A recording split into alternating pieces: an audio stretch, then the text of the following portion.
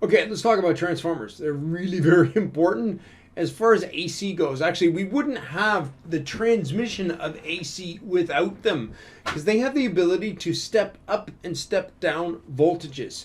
Yeah, so you can take actually 10 volts and turn it into 1,000 if you want. It's kind of weird, eh? Yeah, because essentially what's going on is that you're not actually making power because you get all this, you also transfer the current. So it's not like, oh man, I can turn like 10 volts into 1,000 volts. Well, I'm just like getting free power. No, because you lose current. So if you kick up the voltage, you lower the current. So they're always in balance. So no, it's not actually free, but it's cool and it gives you the ability to transfer power with extremely high voltage and very low current. So there aren't actually a lot of electrons moving between the power station and your home, but there's an enormous amount of push or pressure or voltage. So what's going on is that transmission of power is used for transformers in a big way, and also in our home we have transformers, and also in industry. But I mean, just in the home you have a basic transformer that turns AC 110 volts and it kicks it down to say 12 volts or a lower voltage, and then from there it actually turns it into DC. We're not going to talk about that. Yeah, we're just going to talk about the AC to AC. By the way, transformers only work on AC. They don't work with DC.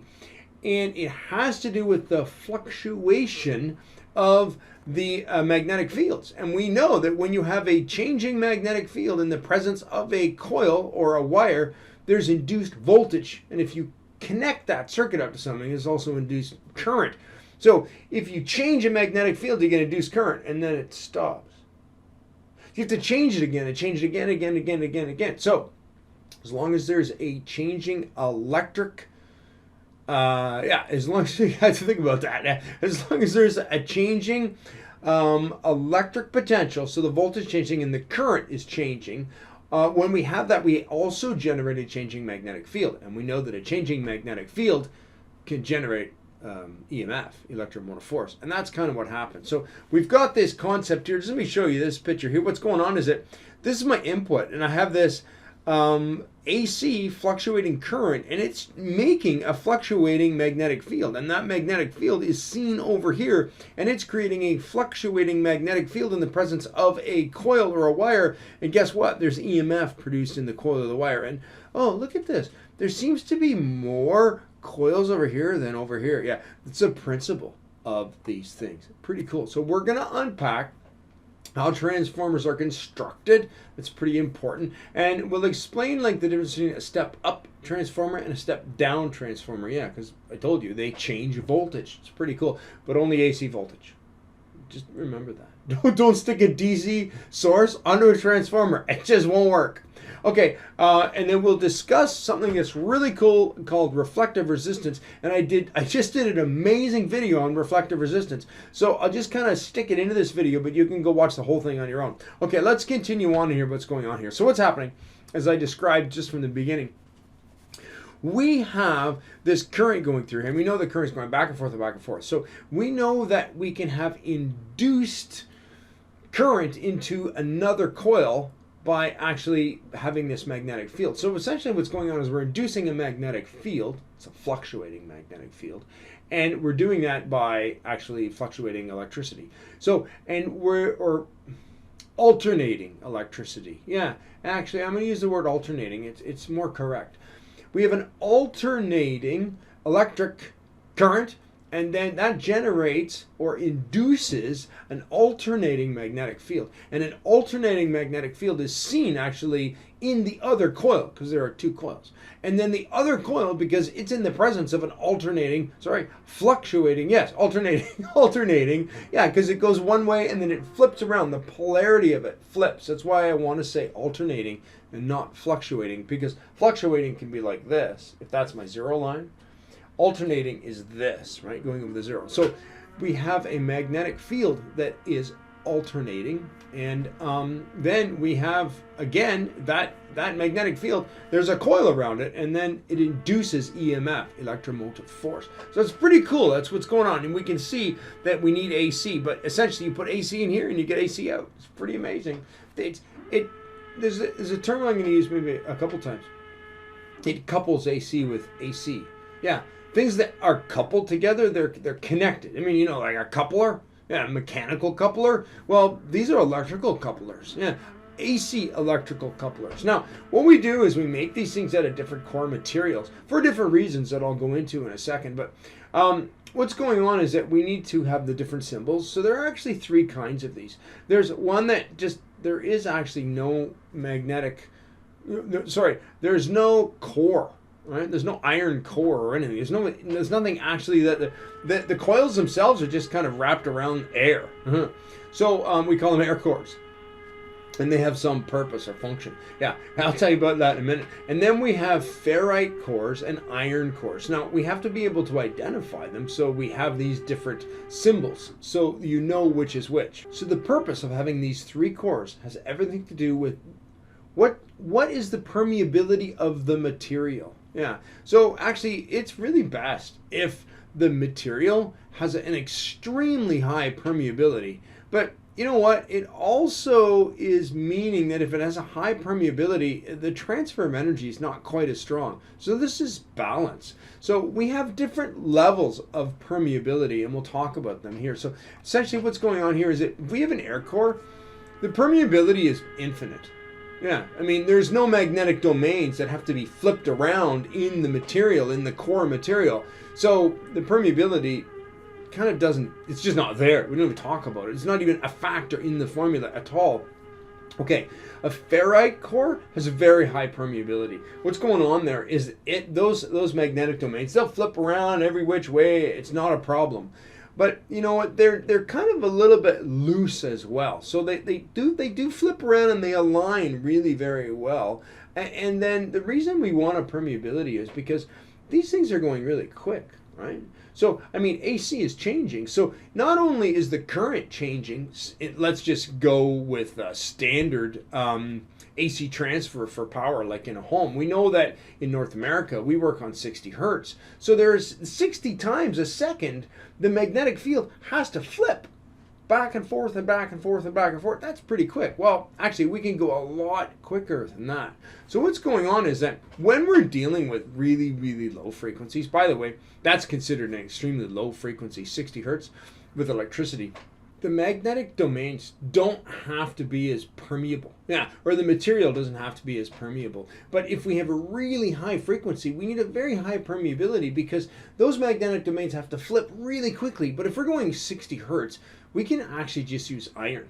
So iron is actually a better transfer of electrical power, but it also isn't very good at high frequencies because those magnetic domains don't flip really quickly. So what we do is if we want to kick up the frequency a little higher and we want to go into like above 10,000 hertz and up to 40, up to maybe 50,000 hertz, then what we do is we want to use a ferrite core. So ferrite cores have the ability, those domains can flip around a lot quicker because they have a much higher permeability.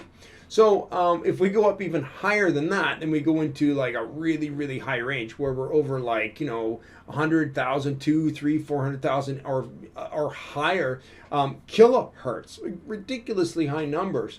Then those magnetic domains would never be able to flip that quickly. It's just not going to happen. So what we do is we use an air core, but the air core is very inefficient at transferring energy. So as we go down here, we're going back down, we'll go from the air core. It's not very efficient at transferring energy, but it can deal with really high frequencies.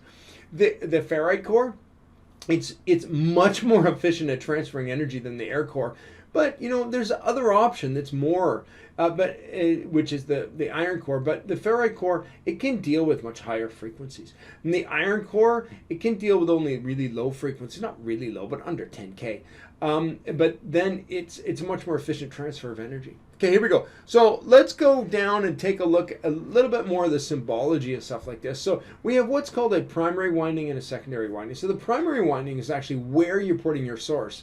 And actually, if you pick up a transformer, you can't just go and look at it and say, which side's the primary winding? It's all depending on where you hook it up.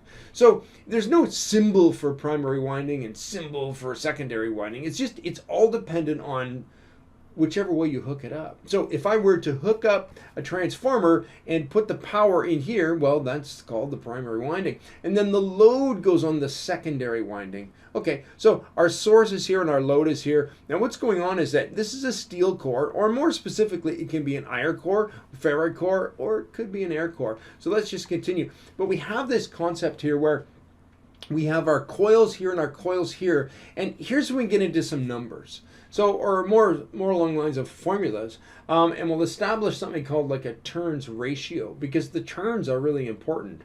What's going on here is that the number of turns here and the number of turns here are going to affect everything. Now, Faraday's law actually says that when you have a fluctuating magnetic field, or when you have a conductor in the presence of a magnetic field, and you move the conductor through the magnetic field, or you fluctuate the magnetic field over the conductor, then what happens is we have EMF.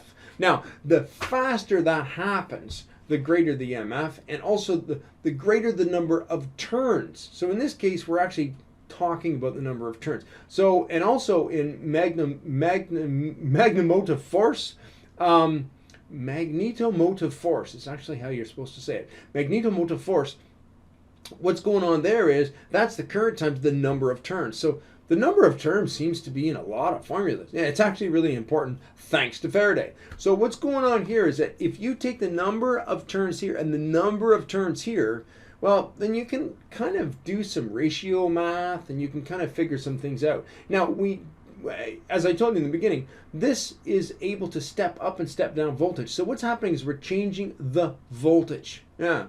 So, and the amount of change of voltage is relative to the ratio of the two magnetic wires on the two coils. So what we do here is it's pretty simple. We just get this formula here.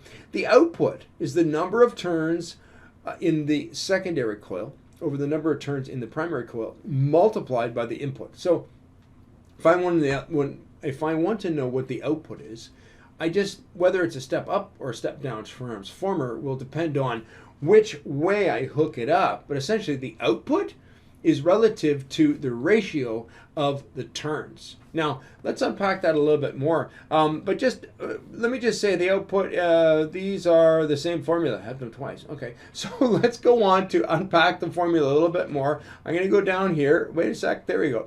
So, and I'll go back up there. So what we have is this thing called a turns ratio. Now, we can use this formula. No problem. We can use this formula. That works really very well. So N2 over N1, we can just put in the specific number of turns. But if we could unpack that ratio, we can actually put it into just what we call N. So this is what's going on here.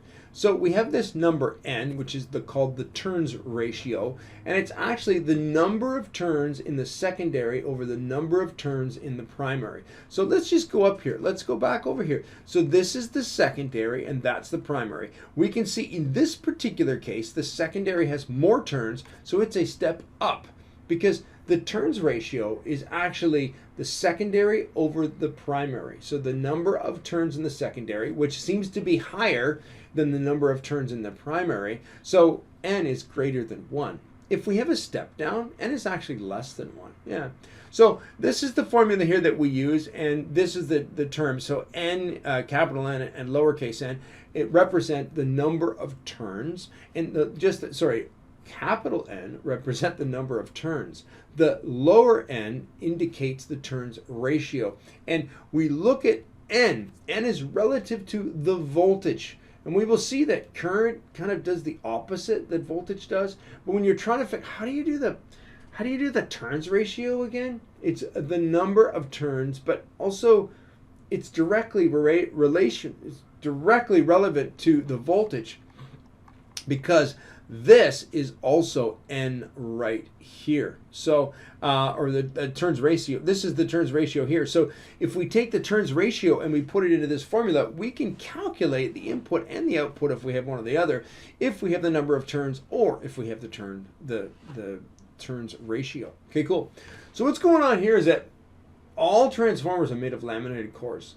And it has to do with eddy currents. Now, eddy currents are these these currents that are actually created because of EMF. And we know if there is a magnetic field and it's in the presence of, if there's a conductor in the presence of a changing magnetic field, we are going to have EMF, electromotive force. Okay, so in this case, what's going on is the conductor is the core itself. Remember, the core is made of iron or steel. I mean, it's pretty conductive. So what's happening is that we actually get this conductive current. We actually get currents inside the core because there's EMF, the electromotive force. So it's pushing electrons around. So the electrons try and go this way, the way that my mouse is going through the screen here. They try and go this way. So what we do is we put these cores together. We want to stop that because it creates heat, it creates sound, it creates vibrations. It's not a good thing. We want to, and it's inefficient. It actually it lowers the efficiency of the transformer. So what we do is we need the metal, right? But we don't want the electricity to flow through the metal. How do you stop electricity to flow through metal? Yeah, you laminate it. So each one of these pieces of metal is laminated, and we put them together side by side. So if you go over to a transformer, you can see there are all these, like hundreds of these little thin pieces of metal that are kind of stuck together. Yeah, rip one apart, just smash it apart with whatever tool you have, a vise and a hammer and a chisel and whatever else. It's fun to do. So, but then you'll see all of those little cores are all laminated together. And the reason that there's a laminate on them is so that they're not electrically conductive. So to stop what we call eddy currents. So that's just a term that you need to know. And that's, if anyone asks you, why are all the, when we look at a transformer, why are all these little thin lines beside each other? Well, they're each individual pieces of metal, and each one is laminated. Cool. So what's going on here is that we have all of these different options for transformers. So this is a power transformer. That's also a power transformer. It's a little smaller. You can see that this guy has a through-hole leg. So this would go on a circuit board. Obviously, it's a lot smaller than one of the big heavy ones. And by the way, these are big and heavy as well because they're made of steel and iron. Okay, so this is a power transformer. It's designed to transfer a lot of current. This is a little tiny guy over here. He would be used in an electrical control circuit or in an audio circuit. This guy would be also in a control circuit or an audio circuit control circuit. And that's what's going on, because you know that they have through hole. They're for an electric circuit, like a circuit board, because they have those pins on them, and they're called what the type of component is called a through-hole component, because they go through the holes in a circuit board. Now, they're not going to deal with a lot of power. They're going to be dealing with some of that, may be an air core, dealing with a really high frequency. So, not like I said before, it's not an efficient transfer of electricity. So what's going to happen here is that that's an air core there. It's dealing with really high frequencies. This guy is probably dealing with some power, maybe an amp, maybe a quarter, a milliamp going through, maybe 100 milliamps going through here or something. This would have just maybe a milliamp or two, really very small. So this is more for coupling AC. When you have one type of AC and you need to kick it up a little bit or kick it down, or maybe kick it up really high or low, but you can't have a lot of current going through these because they're not designed for a lot of power. As you remember, as you know, power is voltage times current. And the more power, the more energy that you're dealing with. These can't deal with a lot of energy, so they have low current. Now, what's that one? It's pretty cool. It's a little tiny guy, but it's a variable transformer. So they're used in small electric circuits, AC circuits, to be able to change the voltage that's coming out, so adjust the voltage. It's kind of like a potentiometer, but not really. It's just, it has a variable attribute to it. Now, a potentiometer also has a variable attribute, but potentiometer changes voltage. This actually changes the nature of how the AC, the voltages. Did I just say a resistor changes? Let me just go back there. A resistor? Yeah, a potentiometer changes its resistance, and this guy changes the nature in which the two AC waveforms are coupled. Yeah, it's pretty cool. So the turns ratio is changed as you adjust that thing. It's pretty cool. So when we look at a basic transformer circuit, we know that there's going to be a primary winding, and that's the input from the source. The secondary winding is going to be connected to the load, and the core itself provides a place for us to wind the coils, and it also provides a path for the actual magnetic fluctuations. And because the coils are wrapped around that path, it's the perfect application. So that's the transformer actually needs that path and that iron core. The core. When we don't have an iron core, we just actually wrap the wires around each other. So the air core is just the wires. The coils are wrapped right around each other. So typical core materials are air, ferrite, and iron, as we had mentioned. So air and ferrite cores are used at high frequencies. So air, super high. Ferrite cores are going to be, medium range frequencies. And iron cores are for power applications, like high power applications. Like you see, the transfer of power from your power station. That's going to be an iron core. Okay, so we've already talked about this turns ratio, and we get that. So let's just move on, and we'll actually take a look at some of the application here. So a transformer has 800 turns in the primary and a turns ratio of 0.25. How many turns are in the secondary? So we're dealing with a lot of turns, really high. So if the turns ratio is 0.25, it is a step down transformer. Yeah, the voltage goes down. Okay, so if it was a step up, it would be, say, 2, N would be 2 or 3 or up to 10 or something, really high. Also, yeah, you can go a lot higher than that. But if we have a turns ratio of 0.25, it means it's a step down transformer. So the primary winding is going to have more turns in it than the secondary winding. So the answer here is actually pretty simple. It's 200. So there you go. So that's easy because 800 times 0.25, and there you go. I think you're good. So the primary winding has 100 turns, and the secondary winding has 500 turns. What is the turns ratio? Okay, so the turns ratio is the secondary over the primary. So I think that makes sense. 500 over 5 over 100, 500 over 100, and there you go. And transformer has a turns ratio of 6. Okay, so it's a step up transformer. The primary winding has 60, so the secondary winding is going to have 6 times more, so 360. There you go. It's that simple. I mean, it's not more complicated than that. Okay, let's go here. So now what we want to talk about is we want to talk about the fact that transformers can do kind of another thing that's cool. So we've established the fact that they can kick voltage up, they can kick voltage down. We haven't talked about what they do with current yet, but we will. The other thing is that they can invert an AC waveform, or they can shift it 180 degrees out of phase or into phase, however you want to look at it, out of phase. What's going on is that the primary winding and the secondary winding are wound oppositely. And it's pretty cool. So what you have is, when you have a transformer that doesn't have an opposite winding, we have kind of a symbol for that, but I'll tell you about it in a second. Look at this AC signal coming in. It's coming in. The one coming out is in phase with it. Yeah, there's no phase differential. Remember the phase shift stuff we looked at? It doesn't do that. But take a look at this. If we wrap the secondary winding, the other way, this becomes 180 degrees out of phase. Yeah, this guy and this guy are out of phase. So these dots are called the phase dots.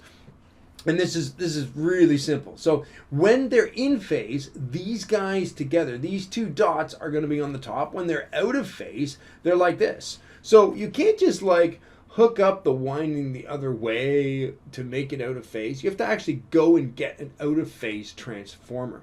Now, let's talk about step up, step down, and we'll look at some numbers and take a look at the concept of step up and step down. You've already talked about it several times, but let's actually put some numbers on this. So we have this primary coil and we have a secondary coil. Now the secondary coil has got a lot of windings. The primary coil just has a little, there's only got 3, so that's a 300. So obviously the turns ratio in this case is 100, right? Because there are 100 times more.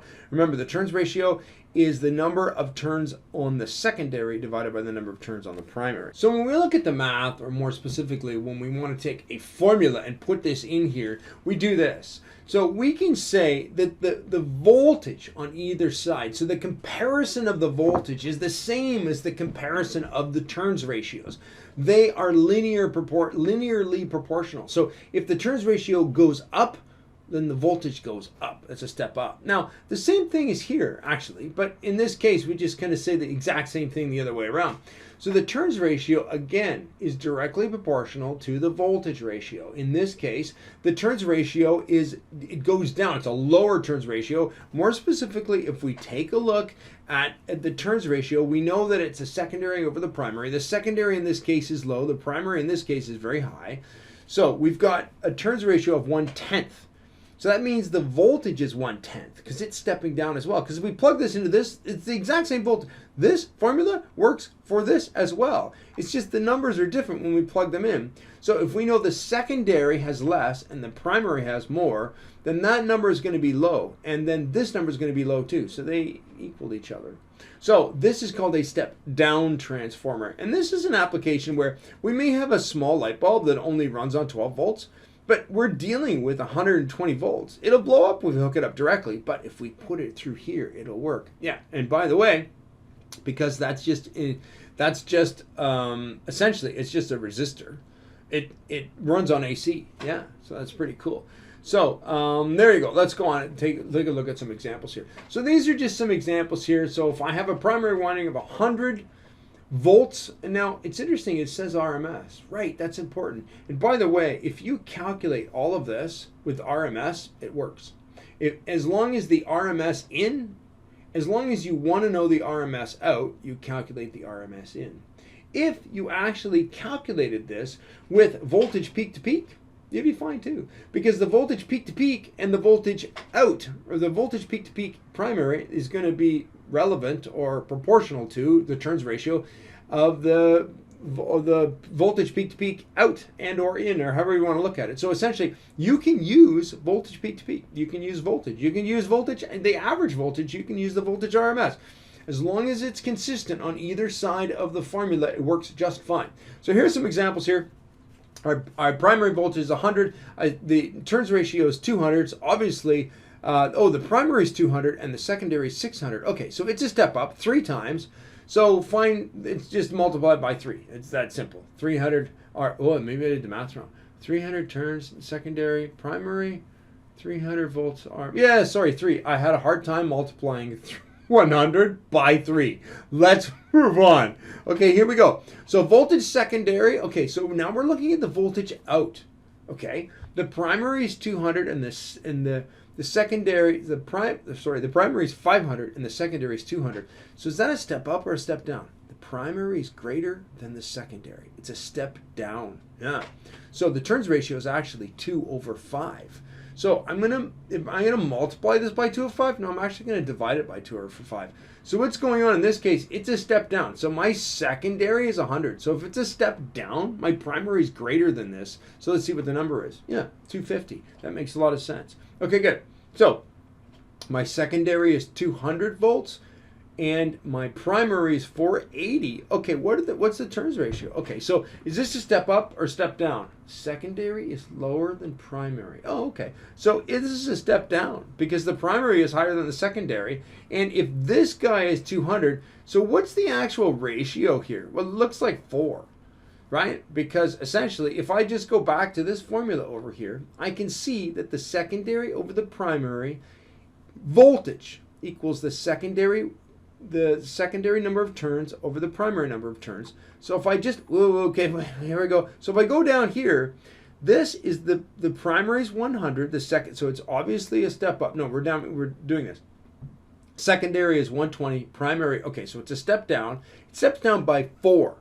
So if the primary is 200, the secondary will be 1/4 of that, 50. That's easy. Okay, good. So in this case, my primary is 100, my secondary is 200. That's easy. It's step up transformer. It's 2 times as much. If the secondary is 600, the primary is going to be half as much, 300. Okay, there you go.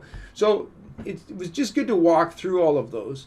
When you do all of that in your homework, it'll all make sense. It'll be all right. It's just a matter of practice. Just do the homework, do all the questions and just get it in your head and you'll understand it. Okay, good. So, and obviously you can go back to this. Now, let's talk about current. In a step-up transformer, what we're talking about is a voltage. So transformers, when we kind of name a transformer, it's all about what it does with the voltage. because we call it a voltage coupler. We don't call it a current coupler. And because, I think the reason, I actually don't know why, but I mean, the reason is because a transformer will couple voltage even without current. Yeah. So, I mean, essentially, if you put the current through the primary side of the transformer, you will have a fluctuating voltage, or you'll have AC coming on the other side. So AC doesn't come out. You'll have AC present on the other side, but you won't have current unless it's hooked up to something.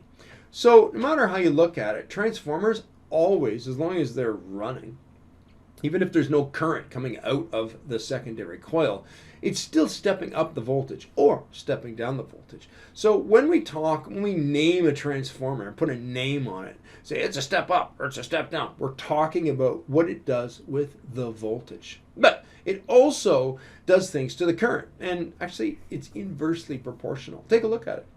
Over here, what we've got is that we've got the secondary, so the output of the current. So the current on the other side is proportional to the current on the inside times, oh, look at this ratio. It's the other way around. It's primary over secondary. Do you see that? It's primary over secondary. So we can say that primary over secondary equals, primary over secondary times primary equals secondary, and that's all the current. So in this case, it's a little bit strange, because if I were to rearrange this, I would say I secondary over I primary, which we do pretty normal. I mean, that was pretty normal over here, right? We have V secondary over V primary, and that equals secondary over primary. So secondary over primary equals secondary over primary when we're talking about voltage. Let's take a look at the current. Secondary over primary, I'm just putting that over here, equals primary over secondary. Oh, okay. So we have to be careful when we're dealing with current. Now, obviously, this is the whole thing I said earlier. When we are transforming or coupling the voltage, what happens is, even if we kick the voltage up, we're not just making power, right? The power actually stays the same. No transformer is ideal. There's always going to be some loss, but some kind of energy loss, so the transfer of energy is not completely efficient. But however you look at it, we're not making energy. So we have to somehow deal with the power on either side. Well, the power on one side is the same as the power on the other side. So what happens when we step the voltage really high? Well, the current has to follow and go low. So if the voltage goes up, the current goes up. If we use a step down transformer and the voltage goes down, it means the current went up. And actually, this math tells us that. Okay, so if we take a look at this, it's just another way of looking at the formula that I said before. So it's primary over secondary equals secondary over primary, or we could also say that secondary current over primary current equals primary number of turns over a secondary number of turns, just because you can cross multiply. So there you go. It's all about the current. So the current kind of does the opposite thing that the voltage does. Now, this is a new kind of symbol that you're looking at here. Now, what's going on? There's a ratio here. And this is 1 to 5. Now, if you were to actually write that down, you remember from grade 4 when you have like a ratio that's 1 dot dot 5. It's written like that. You write it as 1 over 5. But in transformers, we don't. It's kind of weird. I kind of don't like it. But essentially what's going on is that it's a step-up voltage transformer, because we're studying the voltage. If transformers, if someone just decided, you know what, a step-up transformer steps up the current, well, then that ratio would actually make sense. It would actually be, 1 dot dot 5, 1 colon 5 would be 1, it would actually be 1 over 5, which is kind of mathematically correct. So just remember, it's not mathematically, it doesn't follow standard math formulation when we take a look at this. So don't look at this as a ratio. Just look at it as some numbers that indicate the number, the number of turns on either side.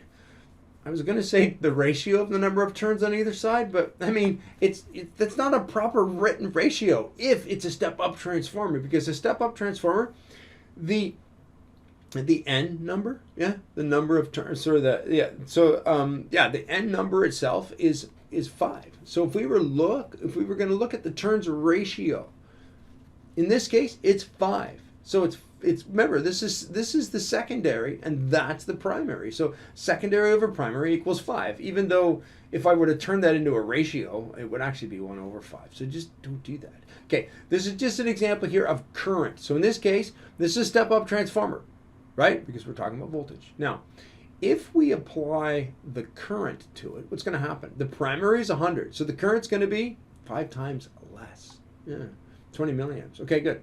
So in here, this is a step-down transformer, and it's a 4 to 2, which is actually a 2 to 1. So in this case, the primary is this. Because it's a step-down transformer, the current's going to go up. So the current in this case is going to be 500. There you go. So I think that just makes sense. So you kind of a little bit be cautious when you're dealing with current. You think the way to remember it is always that the current does the opposite that voltage does. Just remember it like this. Now, I've already kind of talked about power a little bit, but what's going on is that the power on one side equals the power on the other side. Less efficiency. But, we'll leave this efficiency aside while we're trying to establish the concept of how these things work. So, the power on one side equals the power on the other side. So therefore, the voltage times the current on one side equals the voltage times the current on the other side. And it does.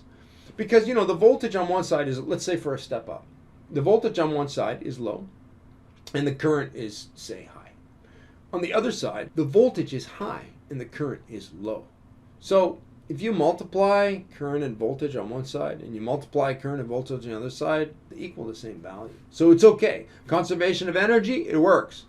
Less the transfer of heat, and the transfer of energy is always inefficient. Okay, good. So we lose some power in actually just transmitting it back and forth. Now, reflected resistance, it's really cool. Let me just jump over here and show you. So this is cool. I unpacked this on the board. I did a little video, which I'll bring up in a second. So from Ohm's law, we've got this going on, and we can do this, and we can unpack it a little. I actually did this on the board. So it's pretty cool. And then what's going on here is this is actually the formula for reflective resistance. And again, you can watch the really cool video that I did on this, but this is kind of a good example. What's going on here is that if you were to ask this load what the resistance is, ask the source what the resistance is of the load, it sees it through the transformer. So the resistance it sees, it's kind of like through a lens. It doesn't really see the actual real resistance. So let's watch a little bit of this video, which is so cool. It unpacks this whole concept, and you don't have to watch the whole video. The second half of it is just a little bit of fun with fulcrums and stuff like that. But essentially the first bit of the video teaches you essentially the math and then the understanding of what reflected resistance really is. Let's unpack what's called the reflected resistance in a transformer circuit. Yeah, it's a pretty cool concept actually. It's kind of like, hey, what's the resistance that the source sees through the transformer? Look, here's my question here. Okay, here's the source, and then there's the load. Does the source know that load is 10 ohms? Really basic example. Just let's throw a DC circuit on here. Even actually an AC circuit we can do that with. Okay, so I'm going to do an AC circuit. So I'm doing this guy, a real basic simple circuit here. This is my VS, and let's say that's 10 ohms. Okay, so I have a resistor there, 10 ohms. This guy sees that. The current that's coming out of here, it goes both ways. The current that comes out of here goes directly through here. The voltage that's pushing the current is actually fighting this resistor specifically. So as far as if you were to go over to this thing, it knows what its voltage is, and it knows what the current's coming out of it. So it can calculate, the resistance pretty easily. So if you said, hey, power source, what's the resistance of that load you're driving right now? And it'd be like, it feels like 10 ohms. Okay, so with that concept, where's my eraser? What we're going to do is we're going to ask this guy, what's the resistance over there? So again, kind of going back to what I was saying here, if you were to say to that source, hey, what's the current coming out of you and what's that energy, what's that push that you're pushing with? Or more specifically, what's the voltage? It knows its voltage, it knows the current going out of it, so it can then calculate the resistance of the load. But can it? Actually, no. Because the current that's coming out of it isn't going through the load. The voltage, the actual energy itself that's being used to push out here, it is not directly seeing this because that voltage is being changed into another voltage, another value of voltage. Cool, so that's cool. So yeah, watch the whole thing, and then I go through the formulation of unpacking these formulas and you know how it all works and why the turns ratio is, wait for it. The turns ratio is to the square, and I'm going to show you that in the PowerPoint for a sec. And then the second half of the video is fun because I did this. Wait a sec. I did this thing with the fulcrum. Compare this to my same reflected resistance. We can see that if I were to say, find some attribute of this side and compare it to the attribute of that side, would some other element be squared in there? And what's that all about? So that was fun doing that. So I really enjoyed doing that. So I think you guys will also enjoy watching that. So let's go back and continue the PowerPoint. And we'll just jump in and we'll continue talking about this reflective resistance. So what's going on is that we've looked at a bunch of these things. And we know that, now that says L. So that's secondary. Okay, so the load is secondary. So if we take a look at this, we know that N, if we just studied N period, it's the number of turns in the secondary over the number of turns in the primary. Or we could study it with with a voltage. We could say just N. Let me just jump over here. Just go back here. Where's my N? Here we go. So we can say N is the number of turns in the secondary over the number of turns in the primary. We can also say that N is the voltage in the secondary over the voltage in the primary. Now, just pause for a second. We can say N is the current in the primary over the current in the secondary. Now I unpacked that in that video, so you should kind of watch why that is true, but that's true as well. So what I'm saying here is that we have all these different ways of looking at what N is. We can look at N through the number of turns. We can look at N through the voltage on either side. We can look at N through the current on either side. Is there some formula to actually look at N for the resistance on either side? Well, yeah, this is it. So, so they go, no, wait, they go down. Okay, we've done all this. So, yes, so that's all about the reflected load, which is really cool. And the reflected load has to do with the fact that this is going on, that the resistance that this sees isn't the same. And that's that fulcrum or lever example that I did in that video, indicating that on one side of the lever, you don't feel the same weight on the other side of the lever. And what I unpacked there was more along the lines of, where's the parallel between the two formulas? Where's the squared in that example, in the physical attributes of that example? And we unpack that. So watch that. It's awesome. I had a lot of fun building that. Oh, there's an example. Okay, good. So we're almost done, by the way. Yeah. So let's just take a look at this. So the transformer, we know that this guy is a step up because this has one. So the number of turns here are 5 times the number of turns here. So it's a step up transformer because we always look at transformers in voltage. Now, if this is 200, what's this? If this is a step-up transformer, this is actually going to be really small. It's not going to be 1/5 of this. It's going to be 1/5 squared of this because that's the formula. Over here, it's the same thing. Okay, in this case, we have the step-down transformer. So if this is going to be 500, this is going to be like a lot more than this. So it's going to be a lot more than just 500. It's not just going to be 5,000. It's 50,000. Yeah, so it's a big number. Cool. So that's an example of calculating the reflected resistance. Now let's talk about transformer efficiency, and then I'll let you go. Transformer efficiency is something that we need to understand. And as you can see, that it's not an N. It's a scripted N, which is an eta. Yeah, in the Greek alphabet, it's the eta, alpha, beta, gamma, delta. So anyway, that's an eta. So it's not an N. It's just that write it as a scripted N, and it stands for efficiency. So that's the symbol for all efficiency. Whenever you calculate efficiency, that's what it is. Now, efficiency is always whatever's going out divided by whatever's going in times 100. And then you get to your efficiency there. So in this case, a transformer efficiency is the power out divided by the power in. So, and that's never 100%, but we try and get it as close as we can. For instance, an air core, that number is very low. An iron core, it's higher, and a ferrite core, it's pretty high too. But it also changes depending on the frequency, which is completely all about the reactance, which is whatever that is. It's pretty cool. I touched on reactance just a little tiny bit in that Lenz's Law video, which was really cool. But you will study reactance if you go into Mechatronics 1. So big, huge concept. So let's just take a look at this here. So essentially what we can do is, using the efficiency, we can calculate some stuff here. So this is kind of cool because I have the current here and the voltage. And over here, I've got the voltage and the resistance. So can I calculate the efficiency of this transformer? Well, yeah, actually, because I have voltage and I have resistance, I can calculate power with that. And I have current and voltage, I can calculate power with that. So, and here's my formula. So I could just go ahead and throw it all in, and it's 94%. So this is what's going on. So there's my formula, and I'm going to do this. V squared over R is the secondary on this side. It's the output power, and then the input power is voltage times current.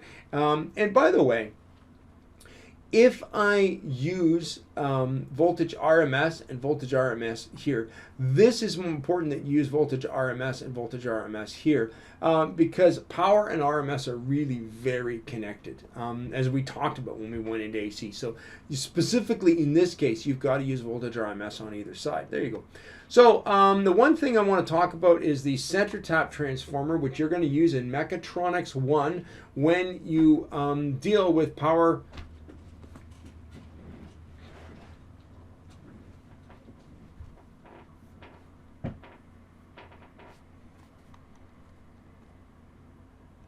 And the last thing I want to talk about is center tap transformers. They're pretty cool things. And what they do actually is that it gives you the option of kind of getting different turns ratios. So it's not an adjustable transformer like that other one. These are actually power transformers. You can have these that generate, that can couple voltages and current to deal with, thousands of watts of power, hundreds of thousands of watts of power, and it's okay, you can do that. But what's going on here is that the center tap isn't really an adjustable transformer. What it does is it just kind of taps into sections of it. It's almost a little bit like a potentiometer. Potentiometer is just tapping into a different section of the resistance. So what you can do, and it's not adjustable. Well, you can actually, Verac is something that's actually an adjustable transformer, but we won't get into that. So what I'm saying here is that if you have a center tap, and if I put a primary in here of, let's say this was a 1-to-1 transformer, so the ratio was 1, so the N was 1. It wasn't a step up, wasn't a step down. And if I had 100 volts in here and I connected a load from here to here, I'd get 100 volts. If I connected a load from here to here, I'd get 50 volts. And if I connected a load from here to here, I'd get 50 volts. Now, here's a center tap transformer, which is a little bit different. What's going on is, and by the way, you can flip this around. If I wanted, I could have these two as the primary, and that is the secondary. I could have these two as the primary, and that is the secondary. I could have these two as the primary, and then that is a secondary, and I just wouldn't even touch the center tap. Now, over here, what we've got is we've got these two, and they're independent from one another.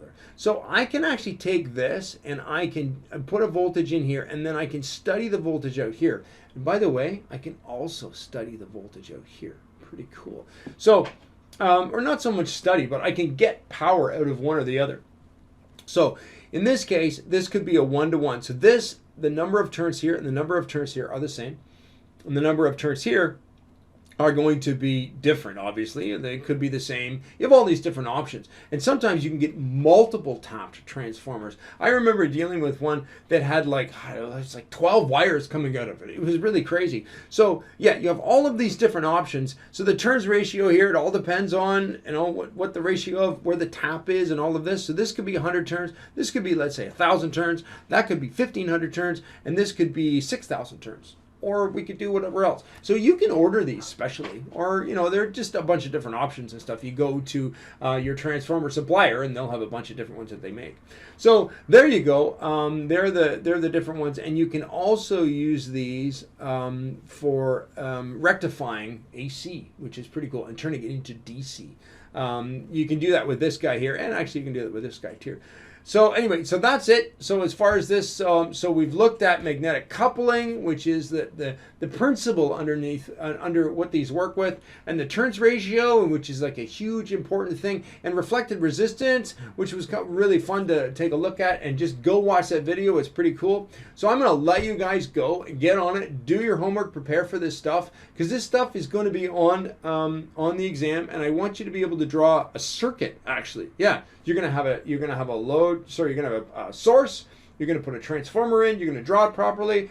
The circuit is either going to say it's an air core, or it's a ferrite core, or it's an iron core. So you better draw the symbol properly. And it may say it's out of phase, or it's a phased transformer. I will make sure that my terminology is clear. And also it will, say it has a load of this much, of a resistance of this much. Or I may say, what is the resistance? You have to calculate it. Lots of different things. So you're gonna have a circuit that you're gonna have to build in the exam and do a bunch of math with everything I just talked about. I think that's it. Okay, bye.